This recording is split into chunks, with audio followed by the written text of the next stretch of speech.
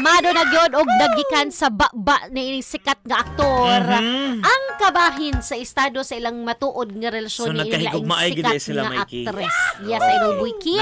Although spotted din ni sila sa pipila ka mga higayon Idol Boyki nga nagkuyog-kuyog ni sila. Murag ang mga netizens baka speculate gyud na Idol Boyki nga awa na uyab na gyud ni sila pero gimugatan man gud ani nila before Idol Boyki nga they are really just enjoying the company of each other samtang ila pa ang matag usaw niya karon Idol Boyki.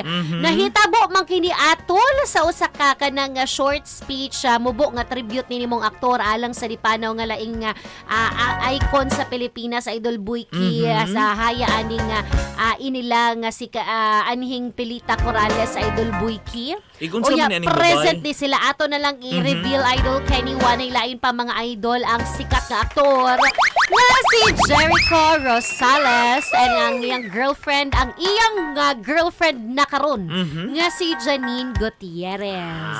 Iyang maning grandmom manggudini ka ng Janine kaning si Pilita. Yes. So nya karon Idol Boyki sa maong haya nining kanang late Pilita Corrales Idol Boyki ni speech man ni sila didto no kay syempre kana bang kanang ang tanang mga celebrities nag-abot pang gyud dito Idol Boyki. Of course unsa gud ka influential si Pilita Corrales sa gyud mga idol no. Ngadto sa tribute or short speech aning Jericho Rosales mga idol maskin pa man og taliwa sa kasubanan gikilig sa ginagbay ang mga bisita dito. Oy, diretso ay Idol Boyki nga giangko ni Jericho Rosales atubangan sa pamilya og mga kanibitaw nga kabanay aning Janine Gutierrez nga siya ang boyfriend ni ining maog dalaga Idol Boyki. Laliban ka na nahitabo ni Idol Boyki atong Abril 17 pa ni siya Idol Boyki kanumduman mi panaw manisika ng aning pelita ni adtong Abril 12 no sa edad nga 87 anyos mga idol. Unya ang kini si pelita mao ni siya ang inahan ni Ramon Christopher Monching Gutierrez nga maoy amahan ni Janine Gutierrez.